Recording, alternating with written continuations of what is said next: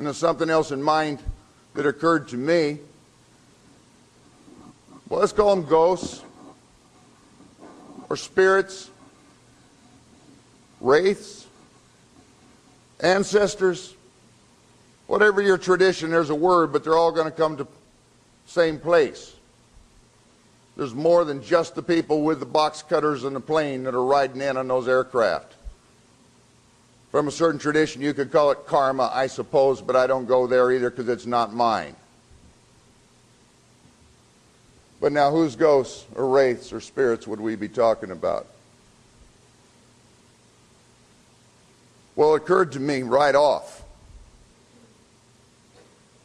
that you had 500,000 plus Iraqi children who have been determined to have died needlessly, I think was the term applied in the report from the United Nations in 1996. Dead as a result of the effects of U.S. sanctions. No, not because Saddam Hussein siphoned off the oil for food money. That oil for food money wasn't even there. It began at the end of 96 as a UN response to the child mortality rates that were occurring under the sanctions in Iraq. So whatever corruption there was in the oil for food program happened after the fact. No, this is when the United States was imposing it through, using the UN as the surrogate, as the entity, as the medium, was imposing a set of sanctions that it designed and enforced. And in 1996, on 60 Minutes, which is not exactly an obscure back-channel community access sort of programming, okay, in an interview with Leslie Stahl, Madeleine Albright, who was at that time U.S. ambassador to the United Nations, responded to a question of whether she knew about this UN report, this estimation of the child fatalities, and she said, yes, we are aware, and we've determined it's worth the cost or worth the price, one or the other. Means the same thing, but I wouldn't want to misquote Madam Madeleine. Yes, we're aware and have determined it's worth the price in someone else's children in order to punctuate the preceding president, father of the current president, George Herbert Walker Bush's articulation of the free world notion that what the world needs to understand is what we say goes. Quote, end quote. What we say goes. And you're not doing what you're told. You're unruly. You fought back. Well, here's how it works. We'll starve your children to death until you're ready to do what you're told. Well, this is under Clinton administration. And Madeleine Albright, having said that, goes on to become Secretary of State. She's actually promoted as a result of that. And American public, well, you all remember the mass demonstrations and professions of outrage that occurred at the end of 96, right? A million people on the mall in Washington, D.C. demanding an end to the sanctions, right? Yeah, you remember the same thing I did. Yawn. 500,000 children dead in a country of 20 million people. That's genocide.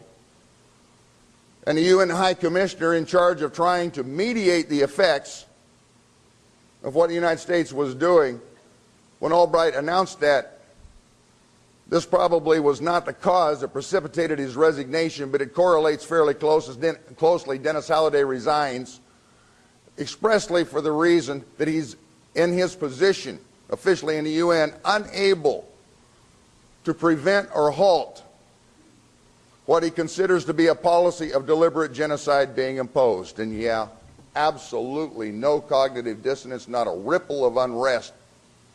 What do when it's your children that are being determined to be worth the price? Do you stand out there and when you're done with the 3,000 names, you start reading theirs? Oh, hell no.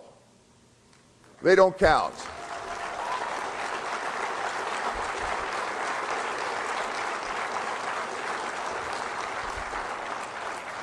They don't count.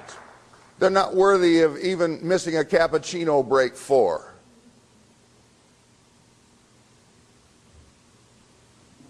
They're not us. whoever us might be, the us that's getting secured now. From whom? There's a whole lot of us we're getting secured from.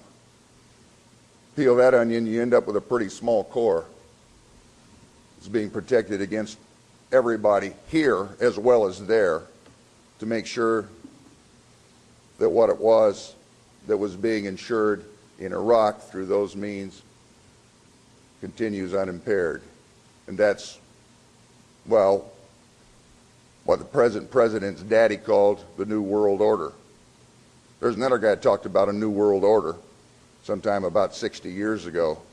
He's not much thought of fondly in certain circles, although he should be to all appearances, since they're trying to reproduce him without cloning in the context of a collective entity that they used to call the United States. What do you do if those are your children under those circumstances?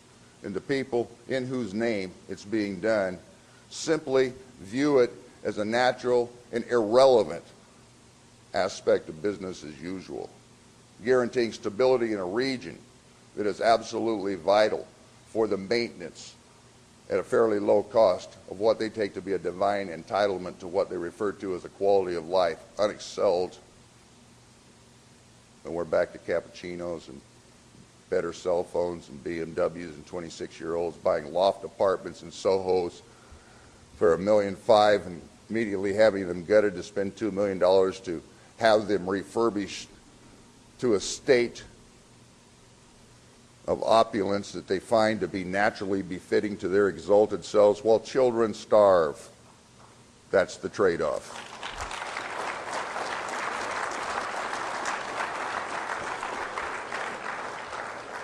What do you do? Well, it occurred to me maybe that's what happened on 9/11. That's what you do.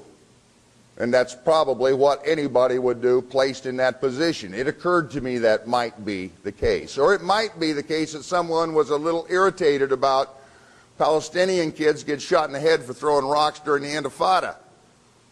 Now, of course, the United States would not be directly involved in that, except that every round fired from an Israeli rifle is provided by the taxpayers of the United States. Most of the munitions and quite a lot of the hardware, and all of the political support and the immunization from refusal to adhere to the requirements of international law. That's all owing to the United States. That's all done in the name of the public of the United States, and the public of the United States' response to that being done is to vote for the people doing it over and over and over again. Oh yeah, I forgot. We do have choices. Quick poll of the room. How many of you voted Republican last time? Now let's see it for Demopublicans. Yeah. John Kerry. Now there's an alternative. I mean, I was with that lying son of a bitch in VVAW, and he sold us out clear back then, and that's an alternative? Yeah, I'll take George Bush, actually. I mean, at least he was a draft dodger. At least he did good dope.